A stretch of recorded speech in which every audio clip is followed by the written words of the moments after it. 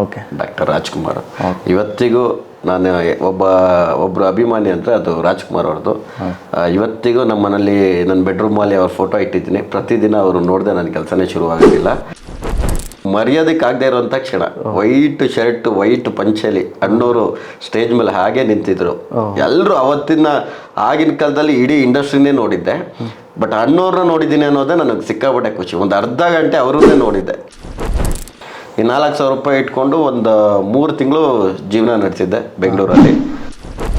ಕ್ಲಾಸ್ಗಳು ಮಾಡಬೇಕಾದ್ರೆ ಅವರು ಕ್ಲಾಸ್ ಮಾಡಿಸ್ಕೊಳ್ಳೋರು, ಯಾರೂ ದುಡ್ಡು ಕೊಡ್ತಾ ಇರಲಿಲ್ಲ. ಏನು ಹೊರಗಡೆ ಎಲ್ಲರೂ ಓಡಾಡ್ತಾ ಇದ್ದಾರೆ, ನಾನು ಯಾಕೆ 4 ಗೋಡೆ ಮಧ್ಯದಲ್ಲಿದ್ದೀನಿ, ನಾನು ಏನು ಮಾಡಿದ್ದೀನಿ, ನಾನು ಥಿಯೇಟ್ರ್ ಕೋರ್ಸ್ ಏನು ಮಾಡಿದ್ದೀನಿ, ಇವತ್ತು ಮೊಬೈಲ್ ಅಂಗಡಿಯಲ್ಲಿ ಇದ್ದೀನಿ, ಹೊರಗಡೆ ಎಲ್ಲೂ ಹೋಗ್ತಾ ಇಲ್ಲ, ಏನೇನೋ ತಲೆಯಲ್ಲಿ ಯೋಚನೆಗಳು ಶುರುವಾಯಿತು.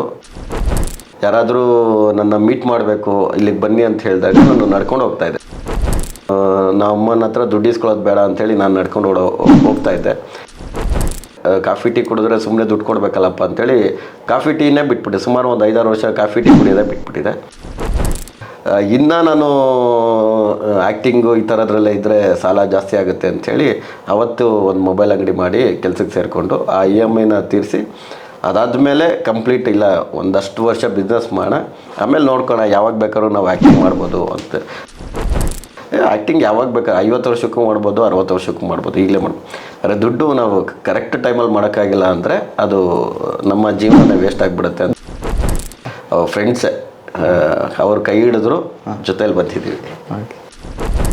ದೇವರು ನಾನು ಕೇಳಿದ್ದಕ್ಕಿಂತ ಜಾಸ್ತಿನೇ ಕೊಟ್ಟಿದ್ದೇನೆ. ಅದಕ್ಕೆ ದೇವ್ರನ್ನೇನು ಕೇಳೋಕ್ಕೆ ಹೋಗಲ್ಲ. ಈಗ ಕೇಳಿದ್ರೆ ಕಮ್ಮಿ ಕೇಳ್ಬಿಡ್ತೀವಿ ಅಂತ.